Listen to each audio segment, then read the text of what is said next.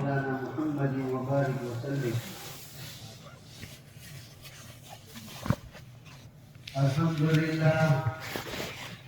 الحمد لله نحمده ونستعينه ونستغفره ونؤمن به ونتوكل عليه ونعوذ بالله من شرور أنفسنا ومن سيئات أعمالنا. من يهده الله فلا مضل له ومن يضلله فلا هادي له. ونشهد أن لا إله إلا الله وحده لا شريك له. ونشهد أن سيدنا ومولانا محمدا عبده ورسوله صلى الله تعالى عليه وعلى آله وأصحابه وبارك وسلم تسليما كثيرا كثيرا. أما بعد فأعوذ بالله من الشيطان الرجيم. بسم الله الرحمن الرحيم. الذين آمنوا وهاجروا وجاهدوا في سبيل الله بأموالهم وأنفسهم أعظم درجة عند الله وأولئك هم الفائزون. يبشرهم ربهم برحمة منه ورضوان وجنات لهم فيها نعيم مقيم خالدين فيها أبدا إن الله عنده أجر عظيم.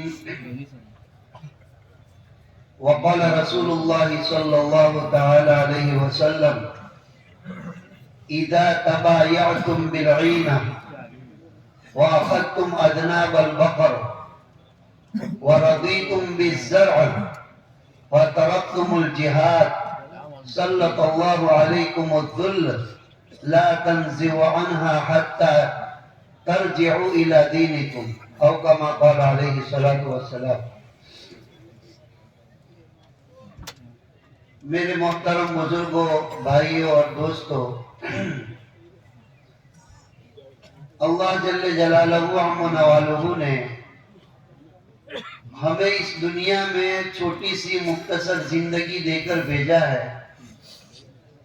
اور اس زندگی کو آخرت کی تیاری کے لیے دیا ہے. ہماری زندگی کا مقصد آخرت کی تیاری ہے، اللہ کی معرفت کو حاصل کرنا ہے اور ایمان اور اعمال والی زندگی گزارنا ہے تاکہ اللہ ہمیں دنیا میں بھی کامیاب کرے، آخرت میں بھی کامیاب کرے. آپ نے ہر جگہ سنا ہوگا، چاہے اجتماع میں بیانات ہو یا چاہے جو ہے جماعتیں اپنی مجلسوں میں جو بات شروع کرتی ہے، وہ ابتدائی بات میں یہی بات کہتے ہیں ہر ساتھی کہ میری اور آپ کی اور دنیا کے سارے انسانوں کی، دنیا کی بھی اور آخرت کی بھی کامیابی صرف اور صرف اللہ کے دین میں ہے. دین کے علاوہ کہیں کامیابی نہیں ہے. ہمارا حضرت مولانا ابراہیم صاحب دامت برکاتہم یہ مثال سے سمجھاتے ہیں کہ جیسے چائے بنانے والا چائے بنا کر لے کر آیا، اس کو چائے کا آرڈر دیا، چائے بنا کر لے کر آیا، اب اس میں شکر ڈالنے کا بھول گیا تو چائے پینے والے نے ایک گھونٹ ماری تو چائے پھکی ہے، تو وہ یہ گمان کرتا ہے کہ ہو سکتا ہے شکر ڈالی ہوگی لیکن نیچے بیٹھ گئی ہوگی، پیچھے سے ڈالی ہوگی، تو وہ چمچی مانگ رہا ہے، بھائی چمچ دے دو ذرا ہلا لو. تو چائے بنانے والے کو یاد آیا کہ بھائی میں شکر ڈالنا بھول گیا، کہ تم مجھے چمچی دے دو نا، تم میں جو کہتا ہوں وہ کرو. ارے بھائی چائے بنانے والا میں ہوں، میں کہتا ہوں کہ میں نے شکر ڈالی نہیں ہے تو چائے تم کتنی بھی ایک گھنٹے تک ہلاؤ گے چائے میٹھی ہونے والی نہیں ہے. کہ ایسے ہی یہ پوری دنیا کو، کائنات کو بنانے والا اللہ، اس نے فیصلہ کر دیا ہے قیامت تک کے لیے، ہر صدی کے انسانوں کے لیے، کہ تمہاری دنیا اور آخرت کی کامیابی صرف اور صرف دین اسلام میں. حجۃ الوداع کے موقع پر عرفات کے میدان میں سرکار مدینہ صلی اللہ علیہ وسلم تشریف فرما ہے.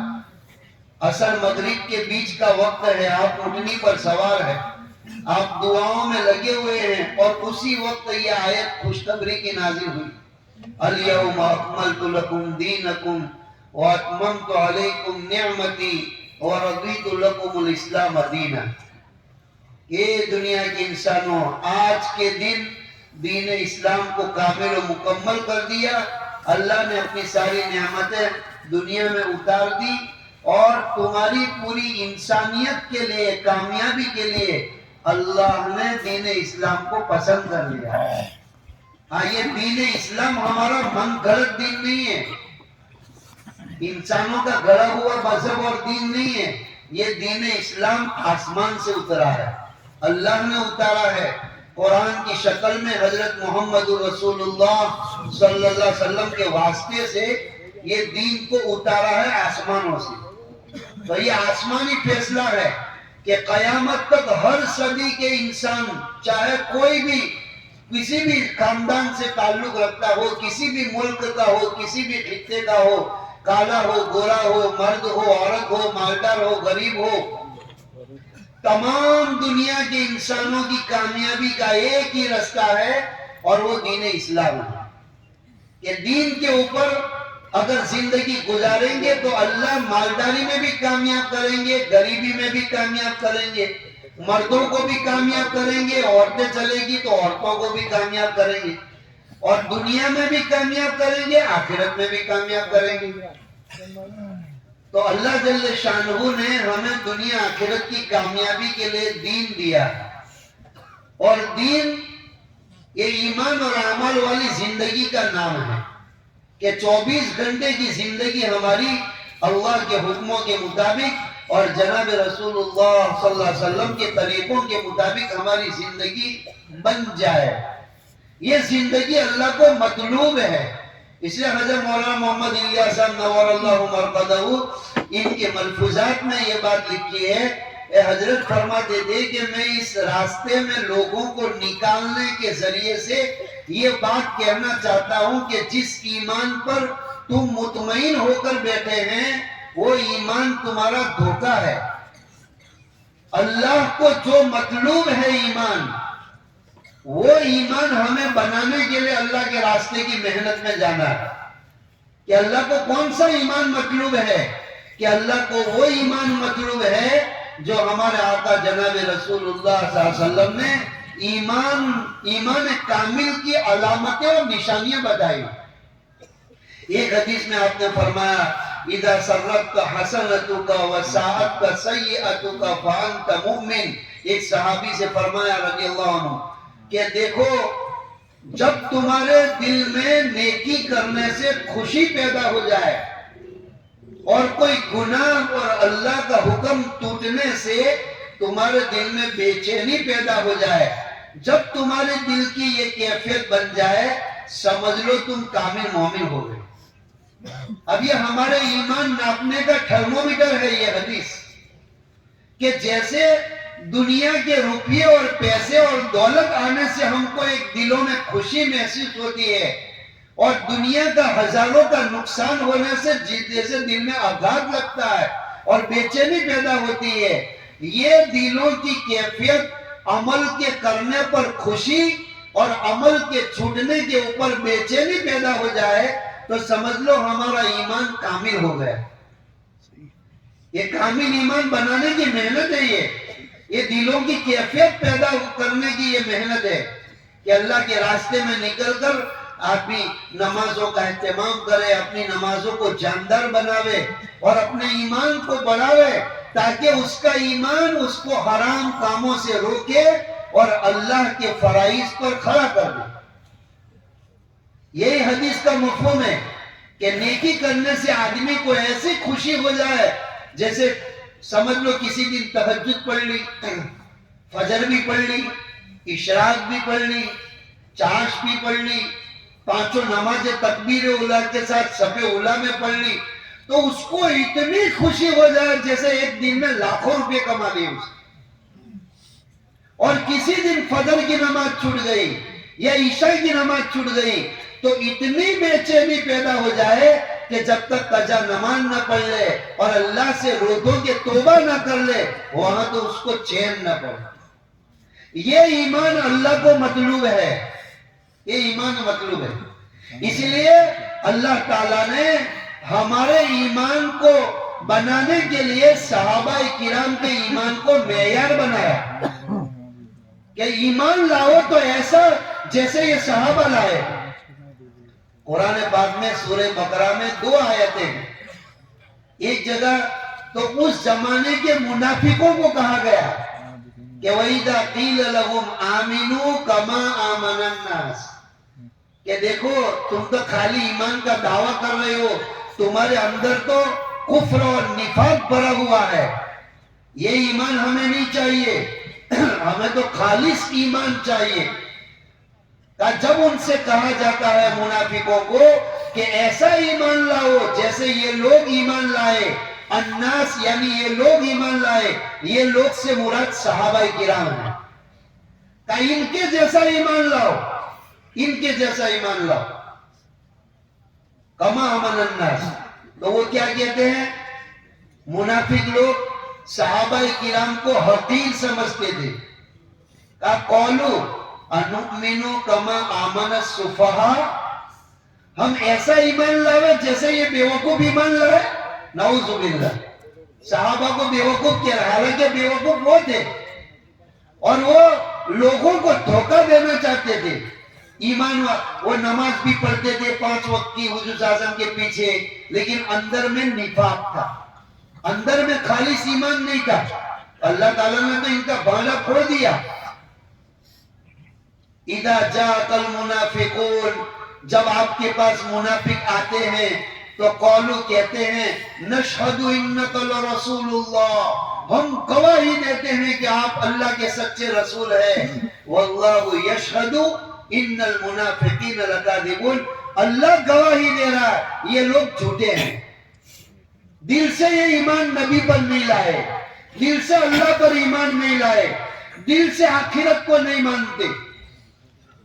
ہاں میرے دوستو بزرگوں، جیسے نماز تو 24 گھنٹے میں اس کے وقت متعین ہے، اور روزے سال میں 1 مہینے کے متعین ہے، اور حج 5 دنوں کے اعمال کا نام حج ہے، لیکن ایمان تو 24 گھنٹے فرض ہے۔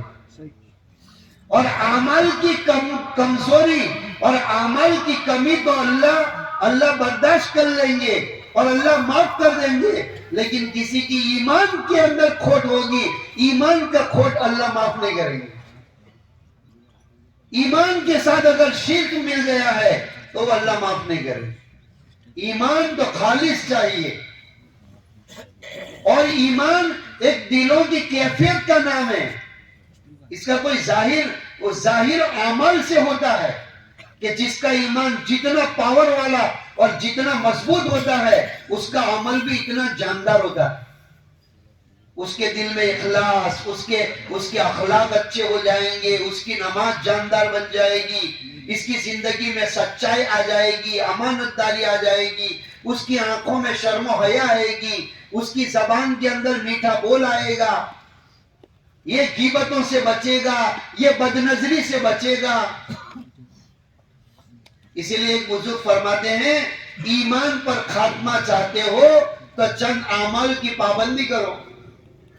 سب سے پہلا یہ کہ آدمی اپنے آپ کو بدنظری سے بچائے، کیونکہ بدنظری اتنا خطرناک گناہ ہے کہ جس کو بدنظری کی عادت پڑ گئی سب سے پہلے اس کے اوپر مصیبت یہ آئے گی کہ اس کی نمازوں میں سے جان نکل جائے گی، وسوسے آئیں گے، گندے خیالات آئیں گے، جو بدنظری کا شکار ہوگا وہ دعاؤں میں جی نہیں لگے گا، قرآن کی تلاوت میں جی نہیں لگے گا، نمازوں میں جی نہیں لگے گا، مسجدوں میں جی نہیں لگے گا۔ کیوں؟ کہ بدنظری سے اس کے ایمان پر چوٹ پڑی ہے۔ اور اللہ معاف فرماوے اگر یہ ہمیشہ کے لیے بدنظری کی عادت پڑ گئی، چاہے یہ نمازیں بھی پڑھ رہا ہے، اعمال بھی کر رہا ہے، لیکن اعمال کی جان نکل جائے گی، اور ہو سکتا ہے اس بات کا خطرہ ہے کہ یہ بدنظری کہیں اس کو مرتے وقت ایمان کا کلمے سے بھی محروم نہ کر دے. مسواک کا اہتمام کرے آدمی. سرکار مدینہ صلی اللہ علیہ وسلم نے فرمایا کہ جو اہتمام سے نماز کے وضو کے اندر مسواک کرے گا تو ایک تو وضو والے مسواک والے وضو سے جو نماز پڑھیں گے جماعت کے ساتھ تو بغیر مسواک والے وضو والے کی نماز سے 70 گنا زیادہ نمازوں کا ثواب بڑھ جائے گا. اور جو مسواک کا اہتمام کرے گا مرتے وقت کلمہ بھی نصیب ہوگا. تو ایمان پر خاتمے کے لیے چند اعمال ہے. ایک عمل یہ بھی ہے کہ ہمیشہ اللہ کی نعمتوں کی ناشکری نہ کرے بلکہ شکر گزاری کے ساتھ چلے. جب بھی کوئی خیر خیریت پوچھے تو کہا الحمدللہ اللہ نے مجھے صحیح سلامت زندگی دی ہے, اللہ نے مجھے عافیت والی زندگی دی ہے, اللہ نے پہننے کو کپڑے دیے, کھانے کو نعمتیں دی ہے, میرے بچوں کو کپڑے دیے, رہنے کو مکان دیا. اللہ کا بہت شکر ہے. بے شمار نعمتیں اللہ کی. آج کیا سب سے زیادہ جو ہماری روزیوں میں تنگی آئی ہے اور سب سے زیادہ جو ہمارے کاروبار میں انکم میں آمدنی میں پریشانی آئی ہے وہ ناشکری کی وجہ سے. ہر ایک اپنی دل سے زبان سے شیخ مول صاحب دعا کرو, بہت منڈی ہو گئی, بہت منڈی ہو گئی, بہت پریشانیاں بڑھتی جا رہی ہے.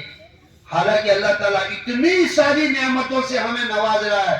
روز صبح سے لے کے رات کو بستر پر سونے تک ہزاروں لاکھوں نعمتیں ہم اللہ کی استعمال کر رہے ہیں, لیکن شکر گزاری کی عادت ہی نہیں, بس ہمیشہ ناشکری کرتے رہتے. تو اللہ کی نعمتوں کی شکر گزاری کریں گے تو اللہ ایمان پر خاتمہ نصیب فرمائے. اور مصیبتوں پر صبر کرے, ہائی واویلا نہ کرے, اللہ کی شکایتیں نہ کرے کہ میں اتنے نمازیں پڑھ رہا ہوں, میں اتنا کام کر رہا ہوں, دین کا کام کر رہا ہوں, پھر بھی میری پریشانیاں دور نہیں ہوتی, بڑھتی جا رہی ہیں. شکوہ شکایت نہ کرے بلکہ اللہ کی تقدیر فیصلے پر راضی رہے اور صبر سے کام لے. ایک مرتبہ یہ دیکھو یہ ایمان کا تعلق ہے, صبر کے ساتھ, شکر کے ساتھ, اللہ کے فیصلے پر راضی ہونے کے ساتھ, یہ ایمان کا تعلق ہے. ایک مرتبہ صحابہ بیٹھے ہوئے تھے, نبی کریم صلی اللہ علیہ وسلم تشریف لائے. آپ نے پوچھا مجمع کو کہ هل انتم المؤمنون, کیا تم لوگ مومن ہو؟ تو کس کی ہمت تھی کہ اب جواب دے کہ ہاں ہم مومن ہیں, کیونکہ فوراً پھر دوسرا سوال ہوگا کہ تم پکے مومن ہیں, اس کی نشانی کیا ہے؟ تو حضرت عمر ابن خطاب رضی اللہ تعالیٰ عنہ نے ہمت کی اور کہا نعم یا رسول اللہ, یا رسول اللہ صلی اللہ علیہ وسلم ہم مومن ہیں. کہا عمر دلیل کیا ہے, پکے مومن کی دلیل تمہارے پاس کیا ہے؟ کہا یا رسول اللہ صلی اللہ علیہ وسلم زندگی میں اللہ ہمیں کوئی نعمت دیتے ہیں تو ہم اس کی شکر گزاری کرتے ہیں, اتراتے نہیں. آج تو ہمارے ایمان والے بھائیوں کے پاس تھوڑے سے 2-4 پیسے زیادہ ہو گئے اور زیادہ پیسے آ گئے تو ادھر چلنے لگے, اترانے لگے. نمازیں بھی چھوٹ گئی, روزے بھی چھوٹ گئے, قرآن کی تلاوت بھی چھوٹ گئی, تسبیح بھی چھوٹ گئی, سب چھوٹ گیا کہ نہیں؟ ایسا نہیں. اللہ جب ہمیں نعمتیں دیتے ہیں تو ہم اس کی شکر گزاری کرتے ہیں, اور جب کوئی ہمارے اوپر زندگی میں لکھی ہوئی, تقدیر میں لکھی ہوئی کوئی مصیبت آتی ہے, کوئی حادثہ, کوئی بیماری, کوئی پریشانی آتی ہے تو ہم ہائی واویلا نہیں کرتے, ہم شکوہ شکایت لوگوں کے سامنے روتے نہیں ہیں, بلکہ ہم صبر سے کام لیتے ہیں کہ بھئی یہ مصیبت کو جب پہنچتی ہے تو انا للہ پڑھو اور صبر کرو, انشاءاللہ اللہ تعالیٰ یہ مصیبت کو دور کر دیں گے. تو ہم صبر کرتے ہیں, اور جو بھی اللہ کا فیصلہ زمین پر آتا ہے ہمارے بارے میں, چاہے وہ ناگواریوں کا حال ہو یا چاہے خوشحالی کا حال ہو, اللہ کے ہر فیصلے پر ہم راضی رہتے ہیں. تو نبی کریم صلی اللہ علیہ وسلم نے فرمایا انتم المؤمنون ورب الکعبہ, رب کعبہ کی قسم تم پکے مومن ہو. یہ ایمان کے ساتھ تعلق ہے. بھائی سو تو نہیں رہے میں, دیکھو آجو بازو والے سوئے ہو تو اس کو جگہ دینا ذرا, کیونکہ یہ صبح کا وقت جو ہے نا وہ ذرا غفلت کا, سستی کا اور نیند کے غلبے کا وقت ہے. یہ پورے مجمع میں سے میں ایک بات کا آپ کو ارادہ کرتا ہوں. دیکھو صبح کی نماز کے بعد سونا چھوڑ دو اگر عادت ہو تو. سب کہو انشاءاللہ ہم نہیں سوئیں گے. کیونکہ صبح کا وقت جو ہے نا وہ برکت والا وقت ہے. ہمارے آقا جناب رسول اللہ صلی اللہ علیہ وسلم نے اپنی امت کے لیے صبح کے وقت میں برکت کی دعا کی ہے. اللہم بارک لی امتی فی بکورہا. اے میرے اللہ میری امت کے لیے ان کے صبح کے وقت میں تو برکتیں نازل فرما. اب عام طور پر سٹی والوں کے لیے شہر والوں کے لیے یہ بہت بری عادت ہے, بہت بری عادت کہ رات کو دیر تک جاگیں گے اور دن کو پھر 12 بجے تک سوئے رہیں گے. فجر کی نماز بھی قضا ہو جاتی. حالانکہ اللہ تعالیٰ کے نے جو دنیا کا نظام بنایا ہے اس نظام کے خلاف ہم مسلمان ہی چل رہے ہیں. اللہ تعالیٰ سورہ نبا میں فرماتے 30ویں پارے میں وَجَعَلْنَا اللَّيْلَ لِبَاسًا وَجَعَلْنَا النَّهَارَ مَعَاشًا. اے ہمارے بندو, اے میرے بندو, میں نے تمہارے لیے رات کو آرام کے لیے بنائی ہے اور دن کو تمہاری ضرورتوں کو پورا کرنے کے لیے بنایا ہے. تو رات کو اللہ نے سونے کے لیے بنائی ہے.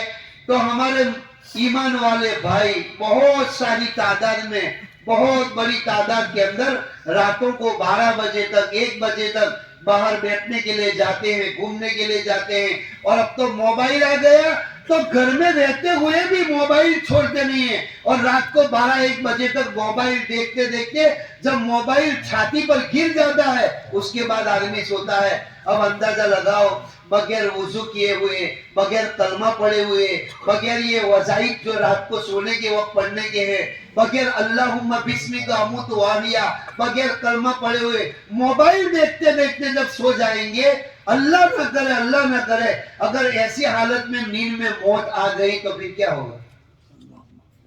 اس لیے سب نیت کرو انشاءاللہ ہم سونے سے پہلے موبائل کو رکھ دیں گے اور سارے وظائف پڑھ کے سوئیں گے انشاءاللہ, اور صبح میں سونا بھی چھوڑ دیں گے انشاءاللہ.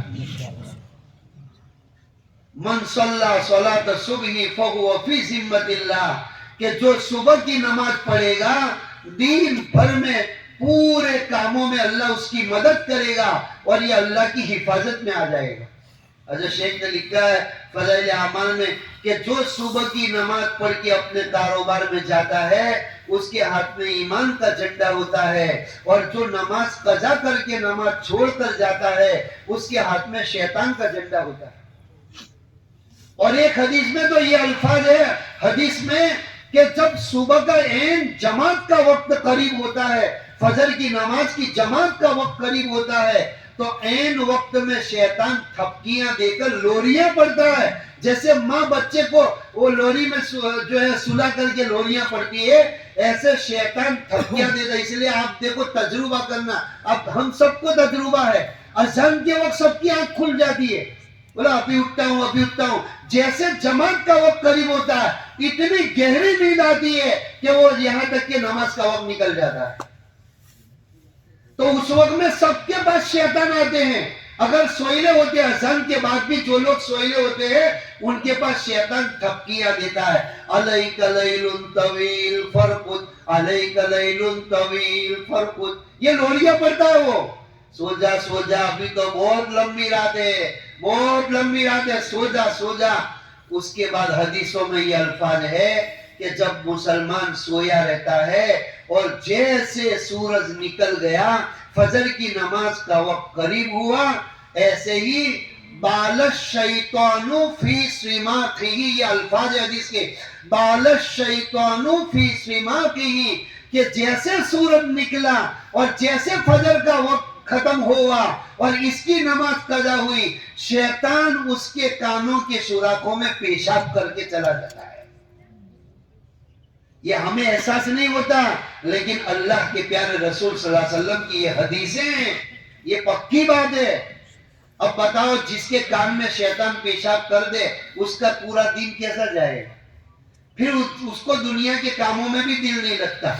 تو پورا مجمع نیت کرے انشاءاللہ موت تک کبھی ہماری فجر کی نماز قضا نہیں ہوگی انشاءاللہ. یہ 4 مہینے چلے, سال, بیرون اندرون 5 अमाल, ये तमाम अमालों का निचोड़ मकसद यही है कि हमारे मकाम पर 5 वक्त की नमाजें तकबीर उला के साथ, सफ़े उला के साथ हमारे मामलात सही हो जाए, हमारे अखलाक सही हो जाए, हम हर एक का भला चाहने वाले बन जाए और हमारी जिंदगी सिफात वाली बन जाए। बस यही सारी मेहनतों का मकसद है। इसलिए मैं कह रहा हूं कि देखो, सोते सोते मत सुनना। वो एक लतीफा है कि एक बंदा जुमा के बयान में, एक मौलवी साहब बयान कर रहे थे, तो ब्याज का बयान कर रहे थे। वे ब्याज खाना हराम है, यानी ब्याज पर, सूद पर पैसा लेना देना हराम है। तो वो नींद में झोंके मारते मारते सुन रहा था, तो ब्याज की जगह उसने प्याज सुन लिया। तो घर पे जाके बीवी को कहता है, सब डूंगरी फेंक दे बाहर, सब प्याज बाहर फेंक दे। मौलवी साहब से अब फिर बयान सुन के आया, बोला धीरे रखो, ये कहां से, आज तक कोई मौलवी ने ऐसा बयान नहीं किया कि प्याज खाना हराम है। तुम कहां से सुन के आए? ठहरो, मुझे मौलवी साहब को पूछने जाने दो। तो मौलवी साहब को पूछने गई वो अल्लाह की बंदी, आज तुमने बयान में क्या कहा? प्याज खाना हराम है? प्याज तो जायज है, हलाल है। बोला तेरा मियाँ है, मैं झोंके मारते मारते मेरा बयान सुन रहा था, मैंने ब्याज खाना, ब्याज के पैसे खाना, ब्याज खाना हराम बता, तो वो प्याज समझा। इसलिए है ना, झोंके मारते मारते मत सुनियो, अब ध्यान से सुनियो दीन की बात। तो मेरे बुजुर्ग और भाइयों, ये ईमान के बनाने की मेहनत है। एक सहाबी रजी अल्लाह तआला अन्हु, हारिस इब्न मालिक रजी अल्लाह तआला अन्हु, अंसारी सहाबी थे। वो मस्जिद नबी सल्लल्लाहु अलैहि वसल्लम में रात को सो रहे थे। फजर की नमाज का वक्त आया तो रसूलुल्लाह सल्लल्लाहु अलैहि वसल्लम मस्जिद में तशरीफ लाए। तो ये सोए हुए थे, अजान हो चुकी थी। तो अपने पैरों से उनको जगाया, ये खड़े हो जाओ, नमाज का वक्त करीब है। वो खड़े हो गए, बैठे हो गए। उनको पूछा, कई फस्बत या हारिस, हारिस तुमने सुबह किस हाल में की, सुबह किस हाल में की? तो हम क्या समझते हैं, कोई पूछे कि भाई कैसा, सुबह कैसी हुई? बोला अल्हम्दुलिल्लाह, बहुत अच्छा, तंदुरुस्ती के साथ, आफियत के साथ। असल में हुजूर पाक सल्लल्लाहु अलैहि वसल्लम उनको ईमान की कैफियत पूछ रहे थे कि कैसी तुम्हारी रात किस कैफियत के साथ गुजरी।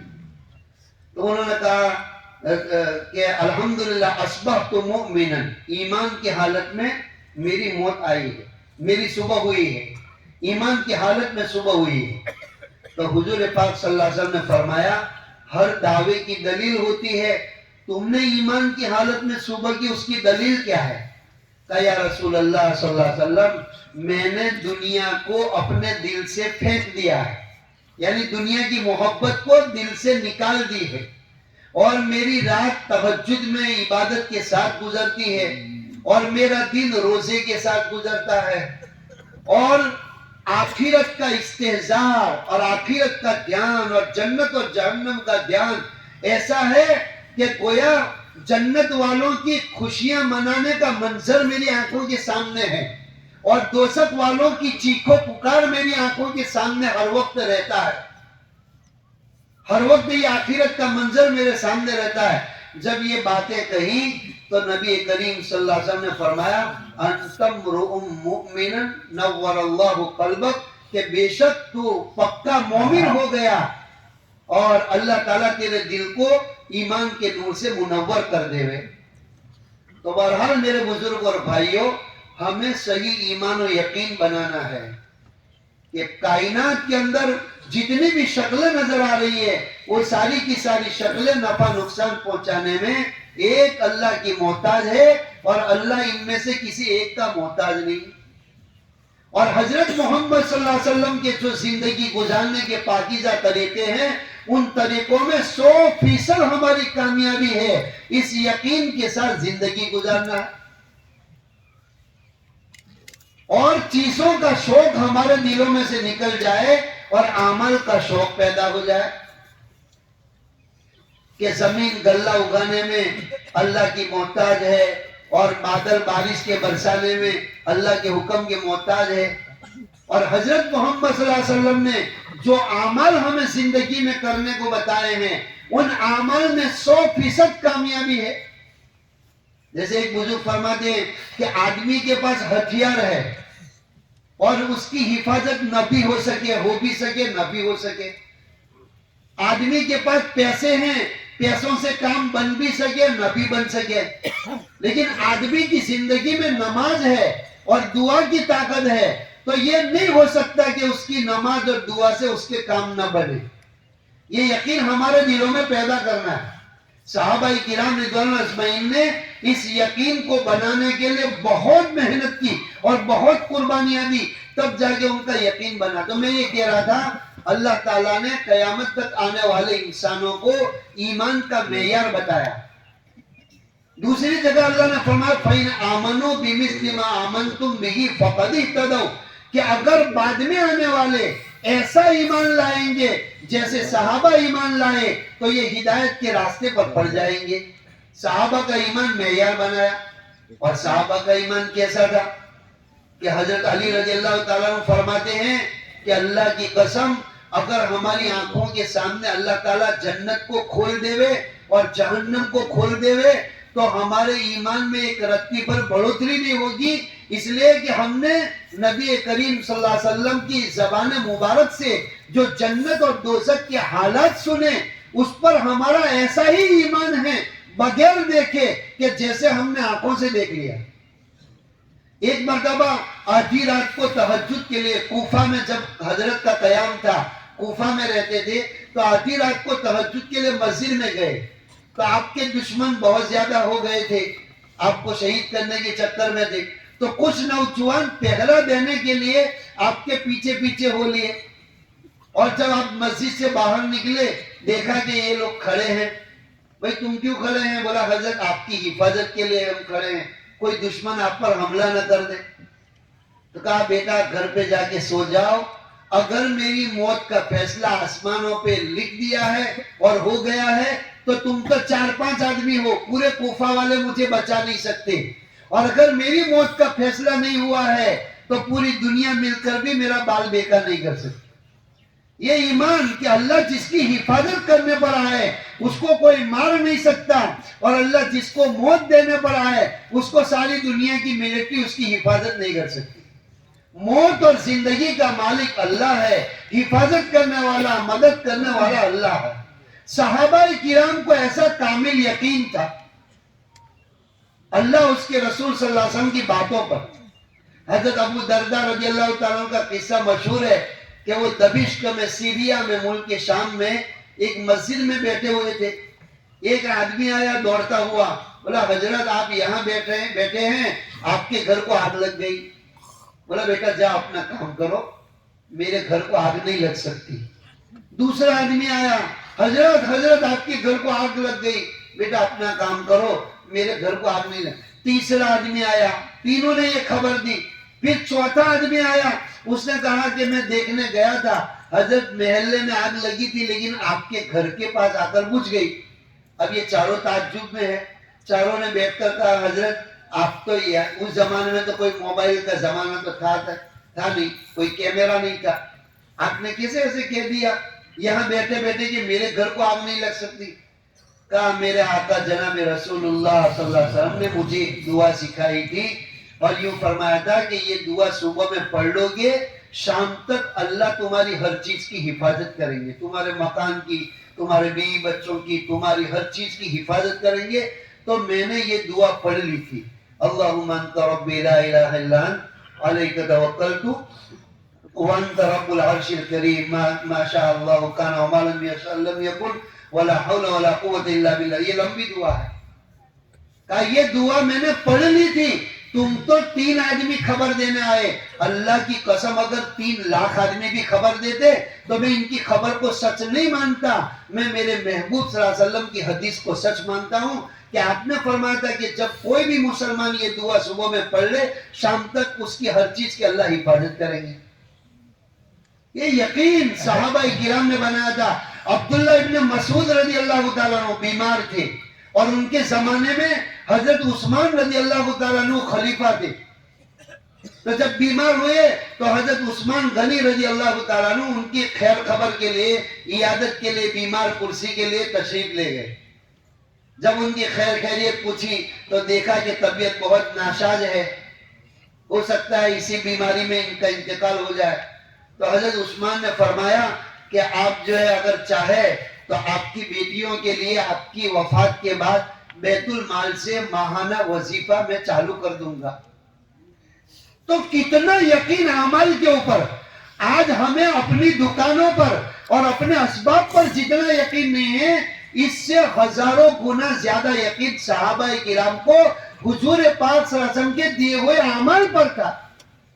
کہا بھئی مجھے بٹھا دو، آپ کو بٹھا دیا گیا اور یوں فرمایا اے عثمان اللہ تمہیں جزائے خیر دے، میری بیٹیوں کو تمہارے وظیفے کی ضرورت نہیں ہے، میں نے میرے ان کانوں سے سرکار مدینہ صلی اللہ علیہ وسلم سے یہ حدیث سنی ہے، من قرأ سورۃ الواقعات کل لیلۃ لم تصبہ فاقۃ ابدا، کہ جو مسلمان ایمان و یقین کے ساتھ روزانہ سورہ واقعہ کی تلاوت کرے گا، اس کے گھر میں کبھی فاقہ کبھی تنگی نہیں آئے گی۔ اور الحمدللہ میں نے میری بیٹیوں کو سورہ واقعہ یاد کرا دی ہے، وہ پڑھتی رہے گی، اللہ ان کے روزی کا مسئلہ حل کر لے۔ میں کہتا ہوں نا کہ جتنا ہم کو ہمارے اسباب پر یقین نہیں ہے، اس سے ہزاروں گنا زیادہ یقین صحابہ کو اپنے عمل پر تھا۔ آج اسی کی محنت ہے۔ حضرت جی مولانا یوسف صاحب رحمت اللہ علیہ کو چند نوجوانوں نے یہ بات کہی، حضرت آپ کے اجتماع میں اور ہر جگہ پر بیانوں میں ایک ہی کیسٹ بجاتے ہیں، کلمہ بنا لو نماز بنا لو، کلمہ بنا لو نماز بنا لو۔ بولا خالی کلمہ نماز سے کیا ہوگا؟ کہا بیٹا بیٹھو، اور یوں فرمایا کہ بیٹا میں بھی کہتا ہوں خالی جیب لے کر کوئی بازار میں جائے گا تو 50 پیسے کی ماچس بھی کوئی مفت میں نہیں دے گا۔ ایسے حقیقت سے خالی ایمان اور حقیقت سے خالی نماز کو لے کر جائیں گے تو ایسے حقیقت سے خالی کلمہ نماز سے کچھ نہیں ہوگا۔ محنت کر کے کلمے میں حقیقت کو پڑھو اور محنت کر کے نماز کو جاندار بناؤ، پھر تمہاری کلمہ نماز اور دعا سے اللہ وہ کام کریں گے جو ایٹم طاقتوں سے اور سپر پاور حکومتوں سے نہیں ہوگا، وہ کام اللہ تمہاری نماز اور دعاؤں سے بنا دے گا۔ آج دنیا میں کسی کے پاس ایسی طاقت نہیں ہے اور کسی ٹیکنالوجی سائنس والوں کے پاس ایسی مشین نہیں ہے کہ ہلنے والی زمینوں کو روک دے، اور ہواؤں کی طوفان اور آندھیاں جو شہروں کی طرف بربادی کے لیے آ رہی ہے ان کا رخ جنگلوں کی طرف اور دریاؤں کی طرف موڑ دے۔ آج تک دنیا میں کسی نے ایسی نہ مشین بنائی ہے نہ قیامت تک بنا سکے گا، لیکن خدا پاک کی قسم ایک ایک کلمہ پڑھنے والے مسلمان کے پاس دعا کی وہ طاقت ہے کہ وہ دعاؤں کی طاقت سے ہلنے والی زمینوں کو رکا سکتے ہیں اور ہواؤں کے طوفان اور آنے والی آندھیوں کے اس کے رخ کو موڑ سکتے ہیں اور بڑی سے بڑی مصیبتوں کو آنے سے روک سکتے ہیں۔ مسلمانوں کی نماز اور دعا ہے۔ لیکن میرے بزرگ اور بھائیوں، آج ہمارے 100% نمازی بھی 50 70 80 سال سے یہ محنت ہو رہی ہے، ابھی تک تو ہم 100% 5 وقت کی نماز پر مسلمان نہیں آئے۔ ابھی چند مہینوں پہلے، 1 مہینے پہلے مولانا ابراہیم صاحب دامت برکاتہم ہمارے یہاں آئے تھے بڑودہ کے اندر۔ ایک مجلس میں یہ بات برجستہ یوں فرمائی کہ آج دنیا میں مسلمانوں پر جتنی پریشانیاں بارش کی طرح برس رہی ہے، ہر گھر میں پریشانی اور ہر فرد کی زندگی میں پریشانی، کہ خالی اگر تمام مسلمان بالغ مرد اور عورتیں 5 وقت کی نمازوں کا اہتمام کر لے، اللہ سلوٹوں میں ساری پریشانیوں کو دور کر دے۔ سب سے بڑی ہماری خرابی اور تنزلی اور پڑتی جو آئی ہے وہ نمازوں کے چھوڑنے کی وجہ سے آئی۔ حدیثوں میں بھی آتا ہے کہ جن بستیوں میں، جن محلوں میں بے نمازی لوگ زیادہ ہوتے ہیں، ان بستیوں پر ہمیشہ وبائیں اترتی رہتی ہیں اور ان بستیوں کی مسجدیں بھی بددعائیں کرتی رہتی ہے۔ اور جن بستیوں میں، جن محلوں میں 100% نمازی زیادہ ہوتے ہیں، تو پھر وہ بستیاں اللہ کی حفاظت میں آ جاتی ہے اور 24 گھنٹے ان بستیوں پر رحمتیں اور برکتیں نازل ہوتی ہے اور ان بستیوں کی مسجدیں دعائیں دیتی ہے، اے اللہ ان کے گھروں کو آباد کر جنہوں نے مجھے آباد کیا۔ نیت کرو انشاءاللہ ہم تو پڑھیں گے ہی پڑھیں گے، لیکن ہمارے محلوں میں یہ گھر گھر کی ملاقاتوں سے ایسی محنت کر ڈالیں گے کہ انشاءاللہ ہمارے محلوں میں ایک بھی بالغ مرد اور عورت بے نمازی نہیں رہے گی انشاءاللہ۔ کہو انشاءاللہ۔ روزانہ کی جو 2.5 گھنٹے کی محنت بتا رہے ہیں، ملاقات گھر گھر کی، اور گھروں میں بیٹھ کر ان کو نمازوں کے فائدے اور نمازوں کے چھوڑنے کے نقصانات بتایا۔ ایک صحابی رضی اللہ تعالیٰ عنہ کا میاں بیوی کا قصہ ہے، کتابوں میں ملتا ہے کہ دونوں میاں بیوی کے بیچ میں ایک ہی چادر تھی سطر چھپانے کے لیے، اور انہوں نے یہ معمول بنایا تھا، لیکن زندگی میں نماز قضا ہونے نہیں دی، بلکہ جماعت چھوڑنے نہیں دی۔ انہوں نے اپنے جھونپڑے کے اندر ایک کھڈا کھود رکھا تھا ذرا گہرا، تو کہا کہ جب اذان ہوتی تھی حضرت بلال رضی اللہ تعالیٰ عنہ اذان دیتے تھے، اور حضور اکرم صلی اللہ علیہ وسلم کا زمانہ ہے، بعد والا بھی زمانہ ہے، آپ کا زمانہ چل رہا ہے، وہ جب اذان ہوتے تھے تو وہ صحابی اپنے بدن کو جو ہے چادر میں لپیٹ کر کے اور سطر چھپا کر کے مسجد نبوی صلی اللہ علیہ وسلم میں حضور کے پیچھے صف اولیٰ میں نماز پڑھتے تھے تکبیر اولیٰ کے ساتھ۔ ان کی بیوی کے جسم پر کپڑا نہیں ہوتا تھا، وہ کھڈے میں اتر جاتی تھی، پھر جب وہ نماز پڑھ کے آتے تھے وہ کھڈے میں اتر جاتے تھے، بیوی کو چادر دیتے تھے اور بیوی جو ہے چادر پہن کر اوپر آ کر نماز پڑھ لیتی۔ کئی دنوں تک یہ سلسلہ چلتا رہا، مقدر کے مارے ہوئے تھے، مقدر میں اللہ نے ان کو غریب رکھا تھا۔ تو چند صحابہ نے شکایت کی کہ یا رسول اللہ صلی اللہ علیہ وسلم فلانا آدمی منافق لگتا ہے، کیوں کہ حضور پاک صلی اللہ علیہ وسلم کی فجر کی نماز کے بعد مجلس لگتی تھی۔ دیکھو اس زمانے میں تو اعمال کا اتنا اہتمام تھا، اور حضور پاک علیہ السلام کی فکروں میں 100% مصلی اور نمازی ایسے لگے ہوئے تھے کہ اگر کوئی مجلس میں سے اٹھ کر چلا جاتا یا کوئی تعلیم کے حلقے میں نہیں بیٹھتا تو سب جو ہے اس کے اوپر منافق کا گپا لگا دی، بھئی یہ منافق ہے جب ہی نہیں بیٹھتا۔ کیوں کہ اللہ کے پیارے نبی صلی اللہ علیہ وسلم نے فرمایا کہ خیر بقاء الارض عند اللہ احب کہا کہ اس کا ترجمہ یہ ہے حدیث کا کہ اللہ کے نزدیک تمام زمین کے ٹکڑوں میں سب سے محبوب جگہ مسجدیں ہیں، عند اللہ مساجدها، کہ سب سے محبوب جگہ اللہ کو مسجدیں ہیں، اور سب سے زیادہ ناپسندیدہ جگہ اللہ کو بازار ہے۔ تو آج تو ہمارا مسجدوں میں تو جی لگتا نہیں، تعلیم کے حلقے میں بیٹھنے کو جی لگتا نہیں، اور جو ہے یہ مشورے میں بیٹھنے کا جی لگتا نہیں ہے، گھش میں ہمارا جی نہیں لگتا۔ تو ہمارے بھی ایمان کو بنانے کی ہمیں فکر کرنی چاہیے۔ ایک حدیث ہے یا کوئی مقولہ ہے المؤمن فی المسجد کالسمک فی الماء، جس کا ایمان مضبوط ہوتا ہے مومن مسجدوں میں ایسے رہتے ہیں جیسے مچھلی پانی میں رہتی ہے کہ اس کو پانی سے باہر نکالو تڑپ تڑپ کے بن جائے گی، اور منافق مسجد میں ایسا رہتا ہے جیسا پنجرے میں پرندہ قید ہونے کو پسند نہیں کرتا، یہ تو لوگ زبردستی اس کو پنجرے میں بند کر دیتے ہیں، وہ تو ہواؤں کی فضاؤں میں اڑنا پسند کرتے ہیں۔ کہ منافق جب مسجد میں آئے گا تو کب سلام پھرائے کب بھاگو، مسجد میں اس کا جی نہیں لگے گا، وہ ایسا رہے گا جیسا پنجرے میں پرندہ رہتا ہے۔ نیت کرو انشاءاللہ ہم زیادہ سے زیادہ وقت ہمارا مسجدوں میں گزاریں گے اور مسجد والے اعمال میں گزاریں گے انشاءاللہ۔ کہو انشاءاللہ۔ تو شکایت پہنچی، آپ صلی اللہ علیہ وسلم نے سب کے سامنے تو ان کو نہیں ٹوکا، لیکن کسی ایک وقت کے اندر ان کو بلایا اور کہا بھئی کیا پریشانی ہے تم کو، تم کیوں فجر کی مجلس میں بیٹھتے نہیں ہو، گھر پہ چلے جاتے ہو؟ کہا یا رسول اللہ صلی اللہ علیہ وسلم یہ ہمارا اور اللہ کے درمیان میں ایک راز ہے۔ کہا نہیں تم ضرور بتاؤ مجھے تاکہ کوئی پریشانی ہو تو تمہاری مدد ہو جائے۔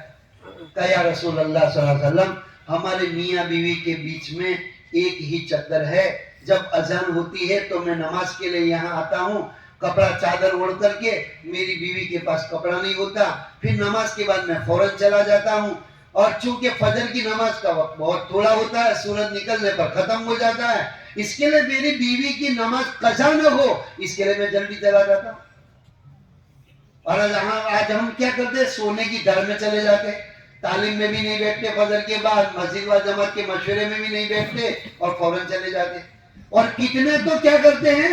وقت لگائے ہوئے ساتھی، اللہ معاف فرمائے، ہم کسی کی غیبت نہیں کرتے، لیکن چونکہ یہ تو آپس میں مذاکرہ ہے، مذاکرہ ہم کو نفع دیتا ہے، بہت سارے ساتھی وقت لگائے ہوئے بھی جماعت میں بھی حاضر نہیں ہوتے اور گھر ہی پر نماز پڑھ لیتے۔ حالانکہ فضائل اعمال کی کتاب میں، فضائل نماز میں بارہا اس حدیث کو سنی ہے کہ نبی کریم صلی اللہ علیہ وسلم فرما رہے ہیں، میرا دل یہ چاہتا ہے کہ چند نوجوانوں کو میں کہوں کہ تم لکڑیاں جمع کرو اور لکڑیوں سے پھر ان کے گھروں کو آگ لگا دو، آگ، کہ جو بغیر عذر کے گھروں میں نماز پڑھتے ہیں اور مسجد میں جماعت کے ساتھ نماز نہیں پڑھ رہے، اتنے ناراض ہے بغیر عذر کے گھر پہ پڑھنے والے اور جماعت کی نماز کو چھوڑنے والوں سے۔ ہمارے آقا اتنے ناراض تھے کہ یوں فرماتے تھے کہ میں ان کے گھروں کو آگ لگا دوں۔ اس لیے میرے بزرگوں اور بھائیوں، نمازوں کا اہتمام ہو اور ایسی نماز جاندار کامل یقین کے ساتھ پڑھے کہ یہ 2 رکعت نماز کے ذریعے سے اللہ تعالیٰ شانہ ہمارے تمام مسئلوں کو آسان کریں گے۔ اس لیے کہ ہمارا آقا رسول پاک صلی اللہ علیہ وسلم نے فرمایا، دیکھو اذا سألت فاسأل اللہ، جب بھی کوئی حاجت پیش آ جائے خبردار خبردار لوگوں سے مت مانگنا، 2 رکعت نماز پڑھ کے اللہ ہی سے مانگنا۔ وَإِذَا اسْتَعَنْتَ فَاسْتَعِنْ بِاللَّهِ، جب بھی تمہارے اوپر کوئی پریشانی ہو جائے لوگوں کے سامنے رونا مت رو، تنہائی میں 2 رکعت صلاۃ الحاجہ کی نماز پڑھو اور اللہ سے گر گرا کر مانگو، اللہ فوراً تمہاری مدد کرے۔ اِيَّاكَ نَعْبُدُ وَإِيَّاكَ نَسْتَعِينُ، اے اللہ ہم تیری ہی عبادت کرتے ہیں اور کرتے رہیں گے، تجھ ہی سے مدد مانگتے ہیں اور مانگتے رہیں گے۔ زندگی میں یہ معمول بنا لو۔ ہمارے ایک بزرگ فرماتے ہیں، ہر بندے کا تعلق، ہر بندی کا تعلق اللہ کے ساتھ ایسا مضبوط ہونا چاہیے جیسے ایک چھوٹا معصوم جو ابھی بولتے نہیں سیکھا، وہ اپنی ہر ضرورت کے لیے اپنی ماں کی طرف رجوع کرتا ہے اور ہر پریشانی میں، ہر چوٹ کے اندر ماں کی گود میں جا کر گھس جاتا ہے۔ کہا کہ جب بھی کوئی اس کو چاکلیٹ کھانی ہے، بسکٹ کھانی ہے تو رونے کا منہ بنائے گا، ماں کا کپڑا پکڑ کے دکان لے جائے گا اور انگلی کے اشارے سے جو چیز کھانی ہو وہ بتائے گا تو اس کی ضرورت پوری ہو جاتی ہے۔ پیاس لگی ہے تو اماں کو پکڑ کر کے جو ہے مٹکے کے پاس لے جائے گا، بھوک لگی ہے تو روئے گا، اور کھیلتے کھیلتے اگر گر گیا، چوٹ لگی تو روتے روتے سینکڑوں مرد اور عورتیں ملتے ہیں راستے میں، بیٹا کیا ہوا، ادھر آ جاؤ، بیٹا کیا ہوا، کوئی کے پاس نہیں جاتا، سیدھا گھر آ کے ماں کی گود میں جاتا ہے۔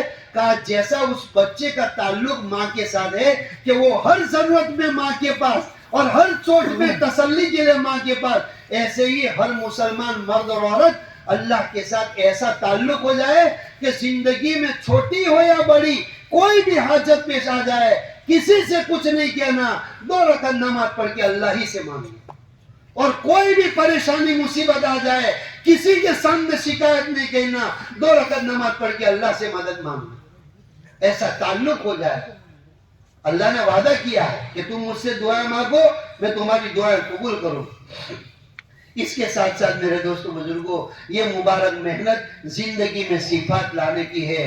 ہم دین کا علم بھی سیکھنے والے بن جائے، مقام پر ہو تب بھی اللہ کے راستے میں جائے، تب بھی پوری زندگی من المہدی الی اللحد کہ گھوڑیے سے لے کے قبر کے گھڑے میں جانے تک پوری زندگی دین کا علم سیکھو، نئی نئی دعائیں یاد کرو، نئی نئی قرآن کی صورتیں یاد کرو، لمبی لمبی نمازیں بناؤ۔ یوں فرمایا جب ایمان، جیسے دیکھو پیسہ زندگی میں اثر ڈالتا ہے نا، آدمی کے ساتھ پیسہ آ جاتا ہے، دولت تو پہلے چھوٹی دکان لگاتا تھا، بڑی دکان ہو گئی، پہلے چھوٹے مکان میں رہتا تھا، کرائے کے مکان میں رہتا تھا، اب خود کا مکان بن گیا، پہلے جو ہے 25,000 کی 5,000 کی بات کرتا تھا، اب لاکھوں کی بات کرنے والا ہو گیا، پہلے اس کے دوست غریب لوگ تھے، اب مالدار پارٹیوں کے ساتھ بیٹھنا لگا۔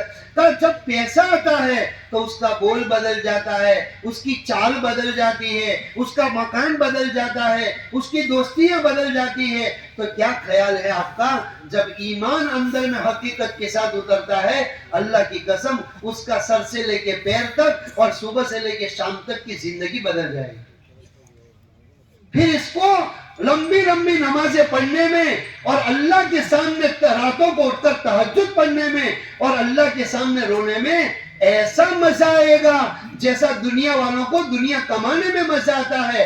اچھے کھانوں کی شوقین کو اچھے کھانوں میں مزہ آتا ہے، اس کو اللہ کے سامنے لمبی لمبی نماز پڑھنے میں مزہ آئے گا. تہجد پڑھنے میں ٹھنڈی برداشت کر کے تہجد پڑھنے میں اس کو مزہ آئے گا. جب ایمان بنے گا تو اس کو اعمال میں مزہ آئے گا. اسی لیے ہمارے آقا رسول پاک صلی اللہ علیہ وسلم نے یہ ہمیں دعا سکھائی ہے، اللہم اذا اقررت اہل الدنیا من دنیاہم فاقرر عینی من عبادتک. اے اللہ دنیا داروں کو تو دولتیں دے کر ان کی آنکھیں ٹھنڈی کرتا ہے، مجھے تو تیری عبادت کی توفیق دے کر میری آنکھوں کو ٹھنڈا کر دے. کتنی پیاری دعا ہے. اے اللہ تو دنیا والوں کو دولتیں دے کر ان کی آنکھیں ٹھنڈی کر دیتا ہے، مجھے تو اپنی عبادت کی لمبی لمبی نمازیں پڑھنے کی توفیق دے کر میری آنکھیں ٹھنڈی کر دے. تو یہ ایمان محنت سے بنتا ہے. ایک کیفیت اس کے ساتھ ساتھ ہمارے میرے دوستو اخلاق بھی سنور جائے. روز ہمارے اخلاق میں اور حقوق العباد میں ہماری صحت ہو اور ترقی ہو رہی ہو. ہمارے آقا رسول پاک صلی اللہ علیہ وسلم نے فرمایا، یا ایھا الناس، اے لوگو سلام کو خوب پھیلاؤ. سلامتی کی دعا ہے یہ. گڈ مارننگ یہ سب چیزیں نہیں ہیں، اس میں کوئی دم نہیں ہے.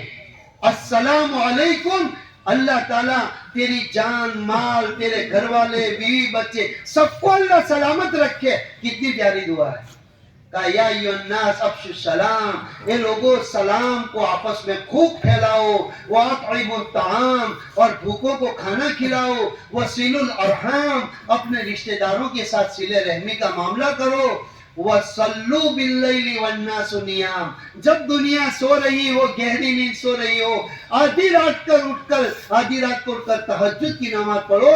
تَدْخُلُوا الْجَنَّةَ بِسَلام، سلامتی کے ساتھ جنت میں چلے جاؤ.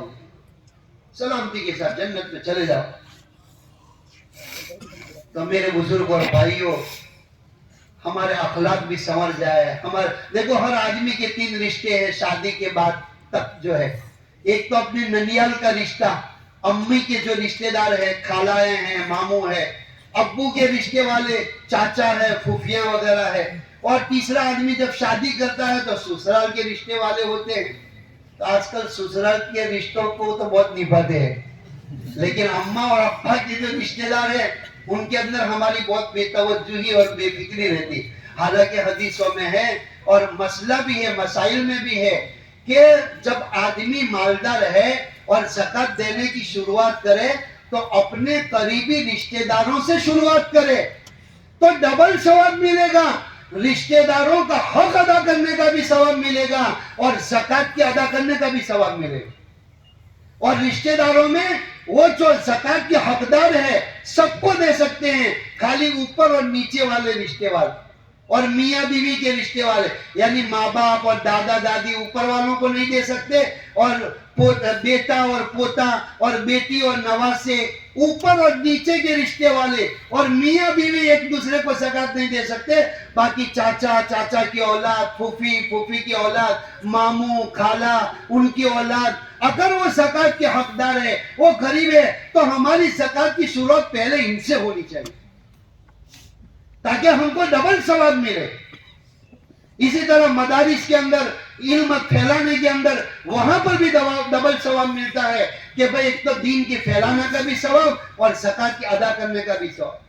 اور میرے بزرگ اور بھائیوں، جیسے امت مسلمہ کا بہت بڑا طبقہ اور بہت بڑی تعداد میں مسلمان نمازوں میں کمی اور کمزوری اور سستی کرتے ہیں، ایسے امت کے مالدار زکوٰۃ دینے میں بھی بہت سستی کر رہے ہیں. اور یہ مالدار تھوڑے ہوتے ہیں، غریب زیادہ ہوتے ہیں. یہ مالداروں کی زکوٰۃ نہ ادا کرنے کی وجہ سے جب مالدار زکوٰۃ روک لیتے ہیں تو تو اللہ تعالیٰ آسمانوں سے بارش کو روک لیتے ہیں، جس کی وجہ سے سب کو بھگتنا پڑتا ہے، غریبوں کو بھی اور جانوروں کو بھی بھگتنا پڑتا ہے۔ جب امت زکات روک لے گی تو اللہ بارش روک لیں گے، بارش رکے گی تو کھیتیاں رک جائے گی، تو عام طور پر ساری دنیا کے انسان پریشان ہوتے ہیں۔ اس کے لیے زکات پائی پائی کی پوری ہم ادا کرنے والے بنے۔ اور اکثر میں کہا کرتا ہوں کہ زکات نہ ادا کرنے کی وجہ سے جو امت کو، اور یاد رکھنا میرے دوستو، جو مالدار غریبوں کو زکات دیتے ہیں وہ غریبوں کا احسان مانے کہ بھئی انہوں نے ہماری زکات کو قبول کیا اور اللہ کے فریضے کو ادا کرنے کا وہ ذریعہ بنے، ان کے اوپر احسان نہ جتلاوے اور ان کو حقیر نہ سمجھے۔ کیوں کہ جن کو بھی اللہ نے دنیا میں مالدار بنایا ہے مقدر سے بنایا ہے، اپنے کمال سے مالدار نہیں بنے ہیں، اور جن کو غریب بنایا ہے اللہ نے مقدر سے ان کو غریب بنایا ہے۔ اس کے لیے ان کا احسان مانے۔ اور دیکھو جب مسلمان سماج کے اندر مالدار لوگ جب زکات ادا نہیں کرتے تو ہمارے غریبوں کے اندر 4 برائیاں پیدا ہو جاتی ہیں۔ جب غریبوں کو زکات کی رقم نہیں پہنچتی اور ان کی ضرورتیں اٹک جاتی ہے اور ان کے گھروں میں تنگیاں آتی ہے، ان کی بچیوں کو جو ہے رخصت کرنے کے لیے ان کے پاس پیسہ نہیں ہے اور ان کی دواؤں کے لیے علاج کے پیسے نہیں ہیں، تو پھر یہ غریب لوگ کیا کرتے ہیں؟ چوری کے گناہ پر چڑھ جاتے ہیں، چوری کے گناہ پر چڑھ جاتے ہیں۔ دوسرا گناہ کیا کرتے ہیں کہ وہ لوگ اپنی عورتوں کی عزت بیچنے کے اوپر مجبور ہو جاتے ہیں۔ اللہ امت کی حفاظت فرمائے۔ مجبور ہو جاتے ہیں وہ پھر اپنی عورتوں کی عزت کا نیلام کرتے ہیں، کیونکہ مالدار زکات پہنچاتے نہیں ہیں، غریبوں کا خیال نہیں رکھتے ہیں، تو پھر یہ برائی پیدا ہو جاتی ہے۔ پھر تیسری برائی وہ دھوکہ دیتے ہیں۔ چوتھی برائی کہ اخیر میں آ کر غیرت والے ہوتے ہیں، خوددار ہوتے ہیں، نہ چوری کر سکتے ہیں اور نہ دھوکہ دے سکتے ہیں اور نہ کسی کا لوٹ کھسوٹ کر سکتے ہیں اور نہ کسی کے سامنے ہاتھ پھیلا سکتے ہیں، تو پھر اخیر میں آ کر زندگیوں سے تنگ آ کر خودکشی اور ابغاط کر ڈالتے ہیں۔ ہمیشہ میں کہا کرتا ہوں ان مالداروں کی گردن پر قیامت کے دن اللہ سوال کریں گے، یہ جتنے بھی گناہ مجبوری سے ہو رہے ہیں اور جن کے تک زکات کی رقم نہیں پہنچتی، ان سب گناہوں کا وبال ان پر تو آئے گا ہی، لیکن ان مالداروں پر بھی آئے گا کہ جن کو اللہ نے دولت دی تھی اور وہ زکات ادا نہیں کر رہے۔ تو زکات بھی ہم پائی کی ادا کرنے والے بن جائے، اسی طریقے سے ہر ایک رشتہ داروں کے ساتھ اچھا سلوک کرنے والے بن جائے، اور اپنی بیویوں کے ساتھ بھی اچھا سلوک ہو، ماں باپ کے ساتھ بھی اچھا سلوک ہو، اور ہمارا ہر عمل میں خالص اللہ کو راضی کرنے کی نیت۔ دیکھو وہ مشہور حدیث ہم بارہا سنتے رہتے ہیں کہ وہ 3 آدمیوں کو، 3 قسم کے لوگوں کو قیامت کے دن بلایا جائے گا۔ ایک علماء کی جماعت ہوگی، اور ایک جو ہے مالدار سکھیوں کی جماعت ہوگی، اور ایک جو ہے شہیدوں کی جماعت ہوگی۔ اور کتنا بڑا عمل ہے، سخاوت کا عمل، علم پھیلانے کا، علم کی خدمت کا عمل، اور جو ہے شہادت کا عمل، اتنے بڑے عمل، اور پھر استقامت کے ساتھ کرتے ہوں گے، پوری زندگی کرتے ہوں گے استقامت کے ساتھ، لیکن نیت کی خرابی کی وجہ سے ان تینوں سے جب کارگزاریاں لی جائے گی، بولو علماء تم نے کیا کیا؟ اے اللہ اتنے مدرسے بنائے، اتنے حافظ بچوں کو حافظ بنائے، اتنا دین کا، اتنے مسلمانوں کو نماز سکھائی اور اتنا دین پھیلایا، اتنی کتابیں لکھی۔ کہا جھوٹ ہے میرے بندو، تم نے تو بڑے علامہ اور بڑے مولانا، تمہارے مسافر ہو، تمہاری واہ واہ ہو، اس کے لیے سارا کیا تھا، میرے پاس تمہارا کوئی بدلہ نہیں ہے۔ فرشتوں کو کہیں گے ڈالو ان سب کو دوزخ میں۔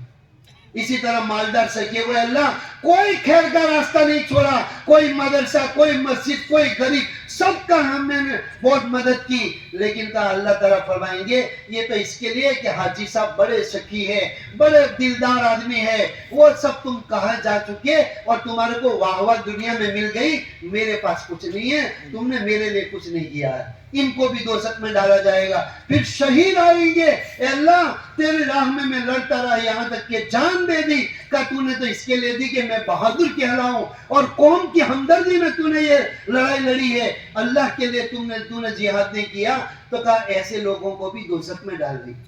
اس لیے نبی کریم صلی اللہ علیہ وسلم صحابہ کے اخلاص کے بارے میں فرما رہے ہیں کہ میرے کسی ایک صحابی نے ایک مٹھی جو اللہ کے راستے میں جو خرچ کیا ہے، بعد میں آنے والا پہاڑ کے برابر سونا خرچ کرے گا، میرے کسی صحابی کی مٹھی جو کا مقابلہ نہیں کر سکتا۔ صحابہ کا ایسا اخلاص تھا۔ قرآن میں اللہ نے گواہی دی ہے کہ میرے نبی کے تمام صحابہ مخلص ہے، یبتغون فضلا من اللہ ورضوانا، ان کی رات دین کی محنتیں اور ان کے اللہ کے راستے کی محنتیں اور دین کی محنتیں، راتوں کی محنتیں، ان کا تھکنا اور ان کا عبادتیں کرنا، یہ سب کا مطلوب صرف اللہ کی رضامندی ہے، اللہ کو راضی کرنا ہے۔ دور دور تک ان کی کوئی نیت نہیں ہے۔ ایسے نیت کرو انشاءاللہ ہم بھی موت تک صرف اللہ کو راضی کرنے کے لیے دین کا کام کریں گے اور سارے عمل اللہ کو راضی کرنے کے لیے کریں گے۔ اب میرے بزرگوں بھائیوں، یہ سارے صفات پیدا کرنے کے لیے محنت شرط ہے۔ یہ تو ابھی سب باتیں ہوئی، باتوں سے زندگی میں دین نہیں آئے گا، بلکہ باتوں سے ایک جذبہ بنے گا، ذہن سازی ہوگی۔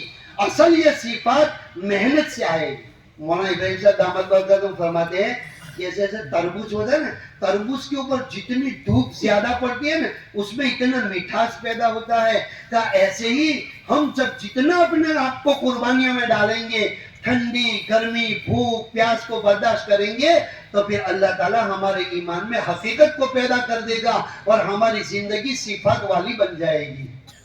بس میرے بزرگ اور بھائیوں، دیکھو آج کل ہمارے اوپر دنیا بہت سوار ہے۔ رات کو بھی مولانا اسماعیل صاحب نے کتنا جو ہے 1.5 گھنٹے تک محنت کی، ہمیں سمجھایا، ہمارے ذہن سازی کی، لیکن ابھی ہمارے دلوں پر ایسی دنیا چھائی ہوئی ہے۔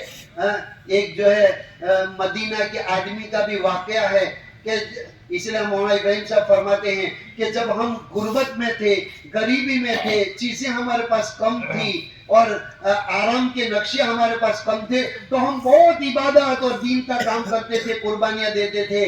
اب یہ استقبال کا زمانہ آیا ہے، ہر ایک کے پاس دولت، پیسہ، مکان، کاروبار سب کچھ آ گیا ہے، تو اب یہ امتحان اللہ لے رہے ہیں۔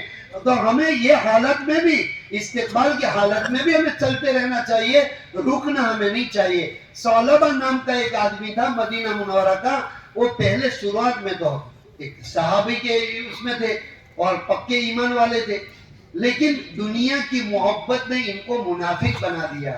کہا وہ تنگی کی حالت میں تھے، رسول اللہ صلی اللہ علیہ وسلم کے پاس آیا، کہا یا رسول اللہ میرے لیے دعا کر دو، بہت تنگی ہو رہی ہے، فاقے پر فاقے گھر میں آ رہے ہیں۔ آپ صلی اللہ علیہ وسلم نے فرمایا بھائی اللہ کے فیصلے پر راضی رہو، تم مجھے دیکھو، میرے لیے اللہ تعالیٰ نے آفر کی تھی کہ مکہ مدینہ کے پہاڑ سونے کا بنا دیا جائے، میں نے پسند نہیں کیا۔ اصل ہماری زندگی آخرت کی زندگی ہے، دنیا کی زندگی تو ہمارے لیے امتحان کی گزرگاہ ہے، تو وہ نہیں مانے اور اصرار کیا۔ تو حضور پاک علیہ السلام نے اس کے مال کے بڑھنے کی دعا کر دی کہ اللہ اس کے مال کو بڑھا دے۔ تو ان کے پاس بکریاں تھی، تو بکریوں میں بڑھاوا ہو گیا، اتنی بکریاں بڑھ گئی کہ اس کی مشغولی کی وجہ سے جماعت چھوٹنے لگی، تکبیر اولا چھوٹنے لگی، صف اولا چھوٹنے لگی۔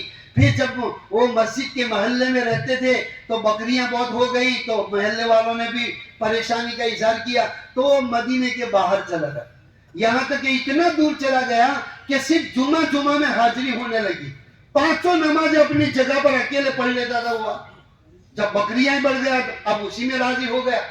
اب اس کے بعد پھر کیا ہوا کہ جب بکریوں کی زکات لینے کے لیے 2 صحابی کو بھیجا، جانوروں کی بھی زکات ہے تو زکات لینے کے لیے بھیجا۔ اب چونکہ وہ حضور پاک علیہ السلام کی مجلسوں میں حاضر نہیں ہوتا تھا تو زکات کا مسئلہ معلوم نہیں تھا، صرف درہم اور دینار روپیے پیسوں کا زکات کا مسئلہ معلوم تھا۔ تو وہ 2 صحابی گئے کہ بھئی ہم کو رسول اللہ صلی اللہ علیہ وسلم نے بھیجا ہے، تمہاری جو بکریاں ہیں اس کی زکات ادا کر دو۔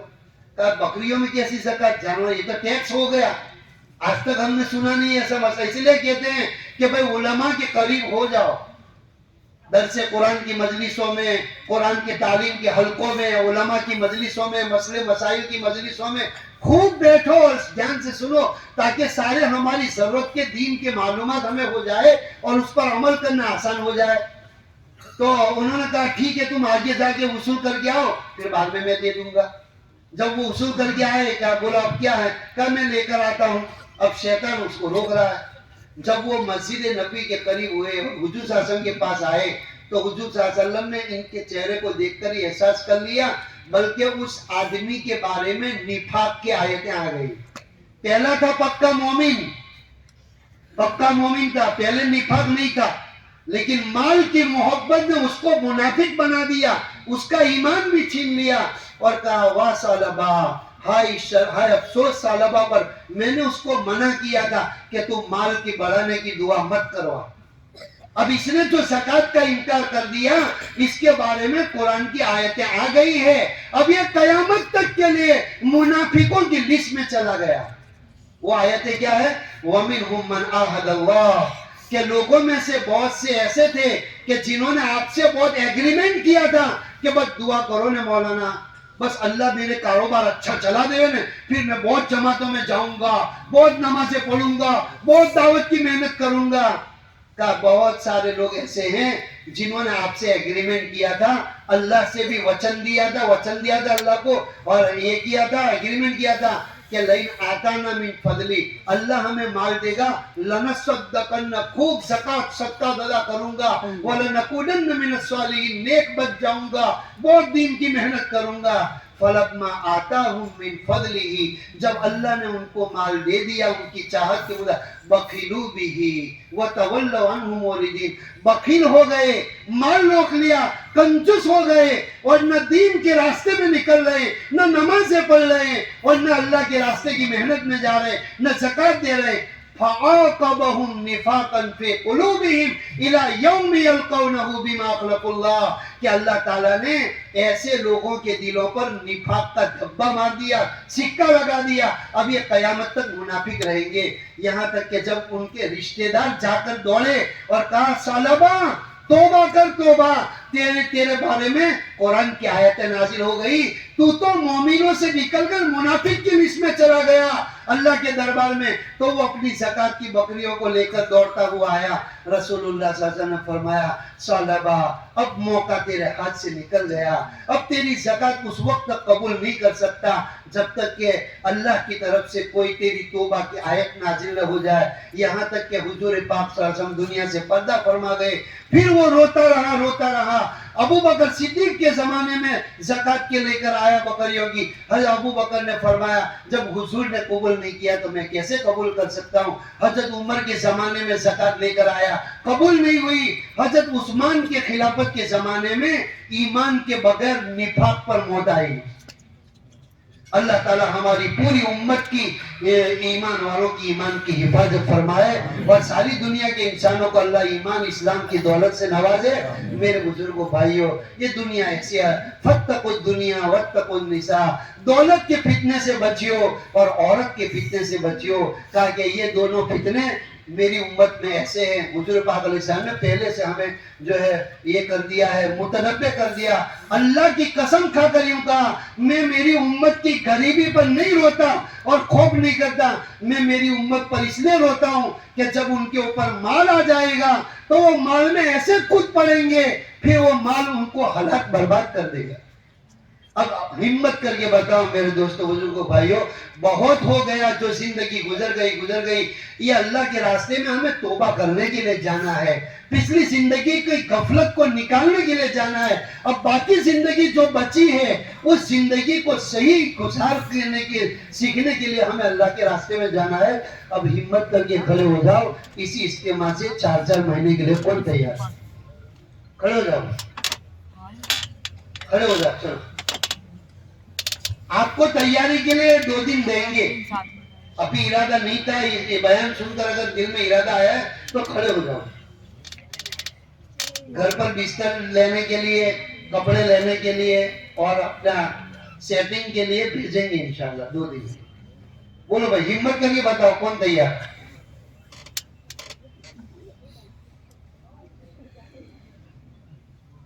अच्छा, जिन्होंने रात को लिखा है वो भी जरा खड़े हो जाना ताकि बैठने वाले देखेंगे माशाल्लाह इतने सारे अल्लाह के रास्ते में जाने वाले, तो इनकी भी हिम्मत खुल जाए। जरा एक मरतबा खड़े हो जाए फिर बैठ जाना। भाई रात को जितने लोगों ने मुसाफिर किए और जिन्होंने इरादे के लिए खड़े हुए वो सब खड़े हो जाओ। ताकि ये बैठने वाले देखे कि माशाल्लाह इतने सारे जा रहे हैं। और भी खड़े हो जाओ भाई, जिनको जाना ही है, तैयारी कर ही ली है, वसूलियां भी दे दी है।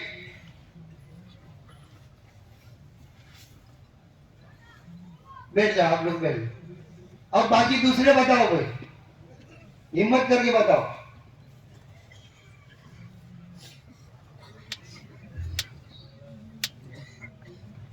बताओ भाई, बताओ, हिम्मत करके बताओ।